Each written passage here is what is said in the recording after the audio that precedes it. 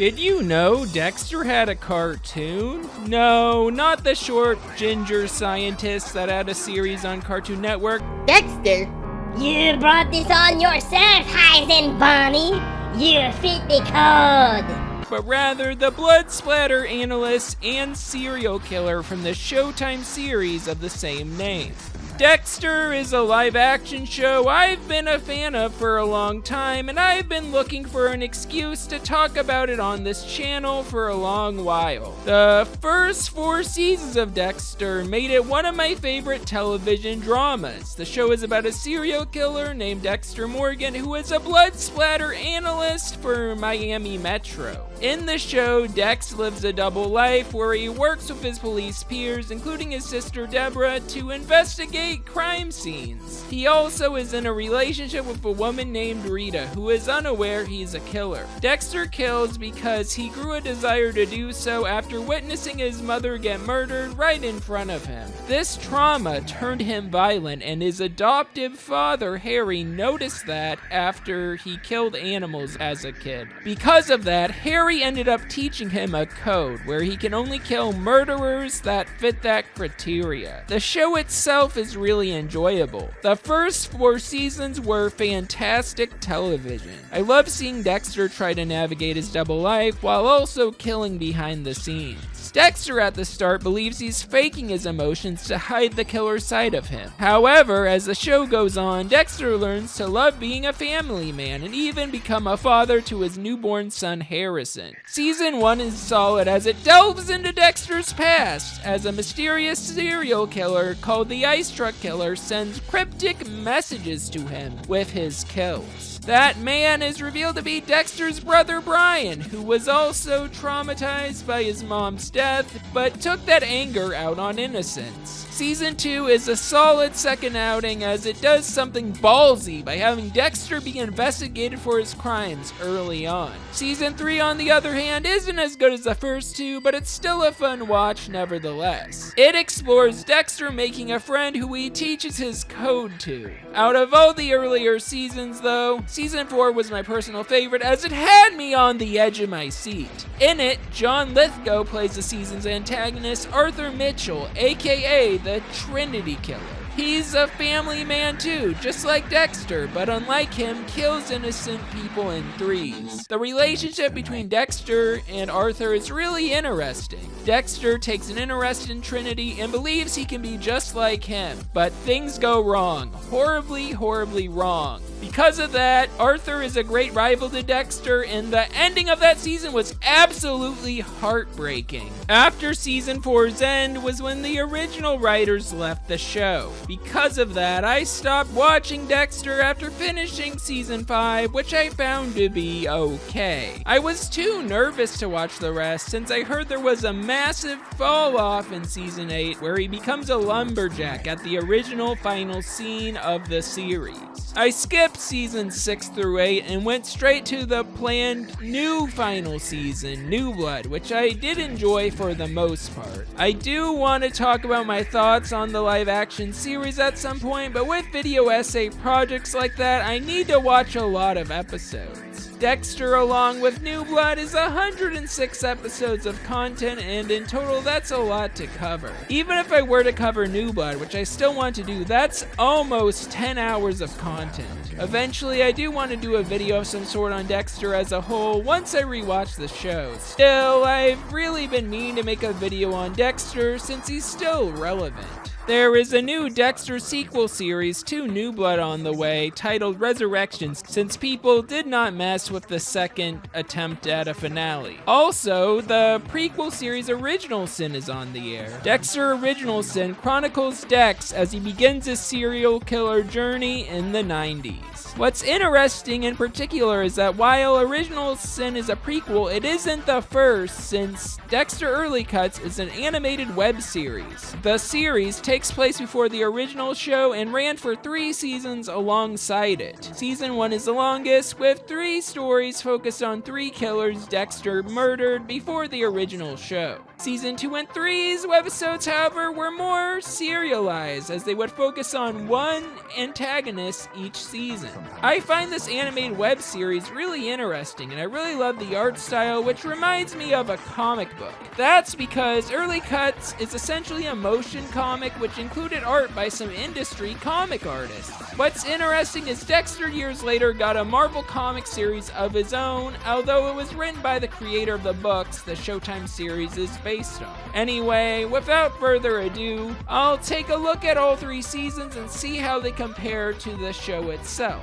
The appeal of Dexter Early Cuts to me, the first season in particular, is that due to the medium of animation, we're able to see what these murderers did before Dexter ends up killing them. The live-action show did not depict flashbacks of the serial killers he targeted in the past, but rather news articles or case files related to them that Dexter looks at. Season 1 of Dexter Early Cuts focuses on Dexter taking on 3 killers: Alex Timmons, Gene Marshall, and Cindy Landon. The first 2 kills of Timmons and Marshall are actually shown briefly in Season 1 of the show. These mini episodes in Season 1 are great, as each one acts as an origin story of sorts for Dexter, as we see familiar elements from the show appear in real time. Alex Timmons, the first kill in the series, is arguably the most important in the lore of Dexter. The episode fits right in with the live-action show, as we see Dex stalk one of his targets like he does in most episodes. In the Alex Timmons webisodes, we learn Dexter is going after a game hunter, who is an ex-Marine and war criminal who shot 3 civilian children in cold blood. Dexter finds Alex at a shooting range. What I find funny about this specific episode is that Dexter puts on a southern accent to blend in. My daddy had USMC ink too. First Force Recon out of Pendleton. You see any action? He uses this accent again while wielding a Marine knife before killing Alex. U.S. Marine Corps genuine issue from my daddy. Not really, I got it at a swap meet.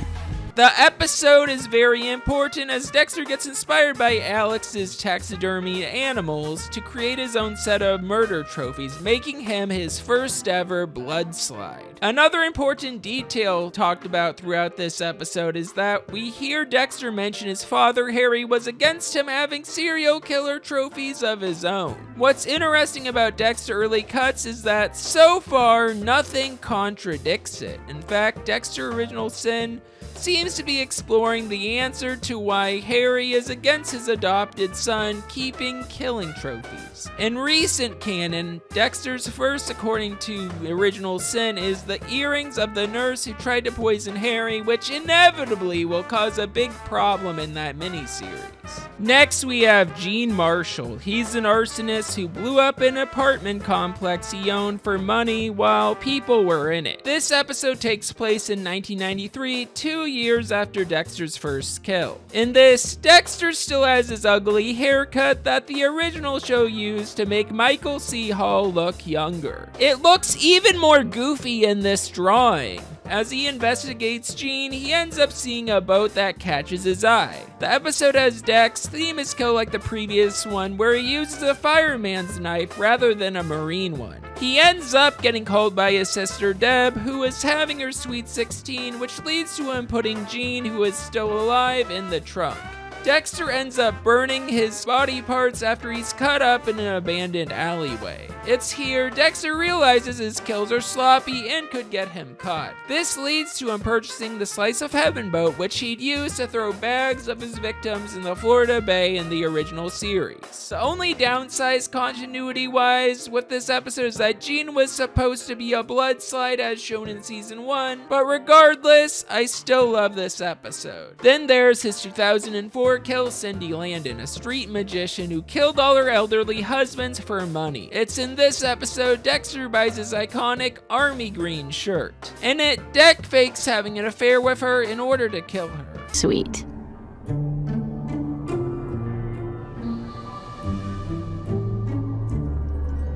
You're stupid. This episode also has one of Dex's most gruesomest kills, where he saws Cindy in half with a chainsaw. Overall, this first season is interesting as it shows Dexter used to theme his kills. I find it funny that he puts in the effort to do that. The sawn half kill makes sense as it's magician themed. Anyway, so far Early Cuts is a nice addition to the canon of Dexter. On to season 2. Dark Echo is the second season of Early Cuts. It takes place directly after Harry Morgan's funeral. The opening is very interesting as Dexter ponders if he's the reason his father died since he witnessed him killing a victim and puked. The story of this miniseries is about Dexter in college inadvertently creating a copycat killer of himself after murdering a professor who targeted female students. The new killer appears to be eerily similar to Dexter as he happens to target a woman Dexter was after who happened to be evil. Dexter talks to Patrick Thornton, the young killer, warning him to leave him alone and not to kill innocents. Unfortunately, Patrick does not listen to Dex and kills an innocent campus guard. This leads to Dexter ending the life of his doppelganger. By killing his doppelganger, Dexter comes to peace with his father's passing and lets Harry live on through the code he taught him. While the story is really good, I will admit the mouth movements look a lot more goofy than the last season. Michael C. Hall also seems to agree. Seeing myself in cartoon form is weird, but it's cool. Surprise. On to the final third season. All in the Family, the final Dexter Early Cut season is where it is closer to the timeline of the first season. It's here we see characters like James Dokes, and we get to see Dexter's sister Deb work undercover alongside prostitutes, which would play a big role in season 1 of the series as she investigates the ice truck killer. The story of the season itself is fine, but honestly, the main highlight for me is the part where Dexter flashes back to where he tore apart Deb's dolls as a kid and swore to her to never tell Harry or their mother. I like how that flashback is a paper cut animation style and uses some real dolls too. All in the Family is interesting as it mirrors Dexter's relationship with his sister with the twisted relationship of the father-son duo who kill prostitutes because the mother and their family left them. Dexter ends up killing the evil father-son duo, putting them on one blood slide and reflecting that he does not believe Deb can share his killings with him like those two did. Also, the episodes take place during Christmas, so we have Dexter making jokes earlier in the episode about the killers being on his naughty list. It's my desire to find out who's been naughty and who's been nice. But let's face it, I only care about the naughty ones. And with that, that is the end of Early Cuts. Overall, Dexter Early Cuts was a very interesting watch. While it appears to have some inconsistencies with the original show, it is still a nice companion piece to it. The crew working on the episode seemed to have a lot of fun with the animation as they could get away with a lot more violence. I find it very interesting that this technically is the first ever Dexter prequel. The series covers post-Harry's death, so I am curious about what other kills he did in Dexter Original Sin, which takes place while his adoptive cop father was still alive. So far, the show has been surprisingly good. While I am mixed on New Blood's ending, I am highly anticipating where the Dexter franchise goes next with Resurrection. This has been Shade X, and I hope you all feel nothing but good vibes.